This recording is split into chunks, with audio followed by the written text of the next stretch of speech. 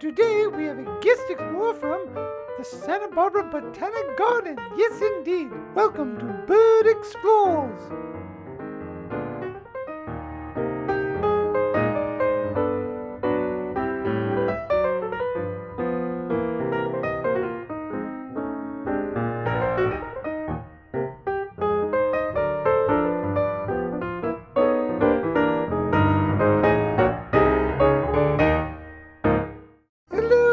Thank you so much for joining us. So, tell us who you are. My name is Scot Pipkin. I'm the Director of Education for the Santa Barbara Botanic Garden. The Botanic Garden's mission is really to conserve California native plants and habitats. And we understand that before you start saving something, you have to learn to love it.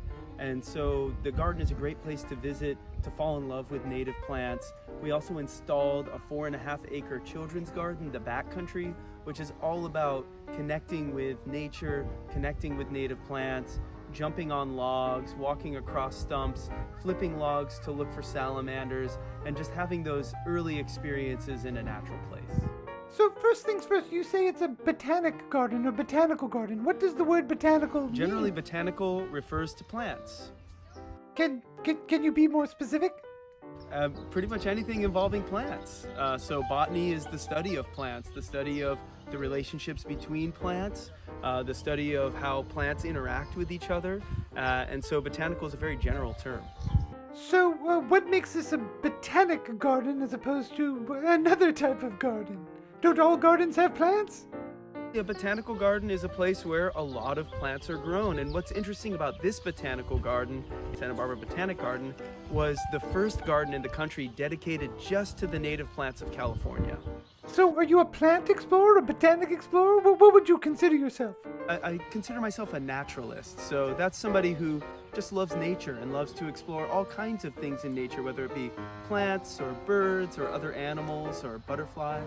A naturalist, I love it. An explorer who explores different ways to explore nature, indeed. So what part of the garden are we exploring today? I call this our meadow section of the garden, and a meadow is a big open space that generally has a lot of low-lying plants like grasses and forbs or wildflowers, and you can see some of our wildflowers are starting to come out right now. One of the things that makes a meadow such a special habitat is the fact that it has a lot of edges. So a lot of places where there's one kind of plant and then an edge and another kind of plant. So how does one explore a meadow? What do you first do? First, I like to walk around the edge of the meadow and get a sense of what's going on, see the boundary, feel those edges, find where there might be birds or other wildlife.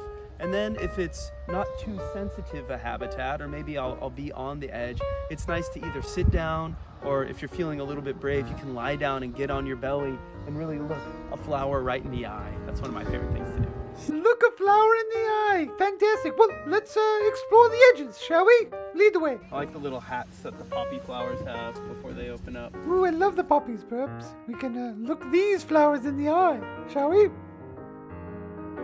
This is a great flower to get really close to.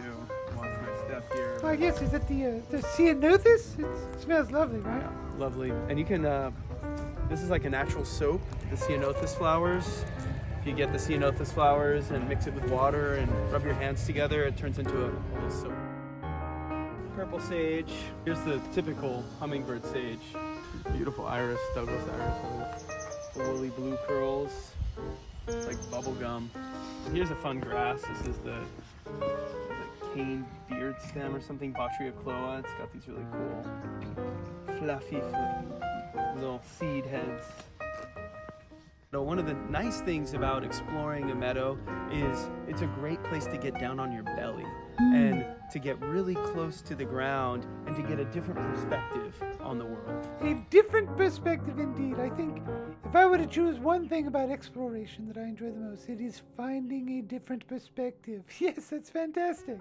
Thank you so much for joining us today. My pleasure. Thank you so much for having me. I will certainly be back soon. I can't wait to explore more with you. Oh yeah, let's. And maybe we can get on our bellies and look at some flowers. Yes, let's definitely get on our bellies and look a flower in the eye. Well, thanks again.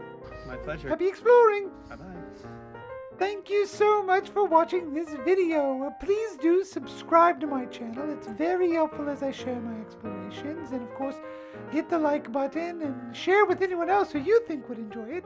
I've also included some links in the description below to more videos. So thanks again and happy exploring!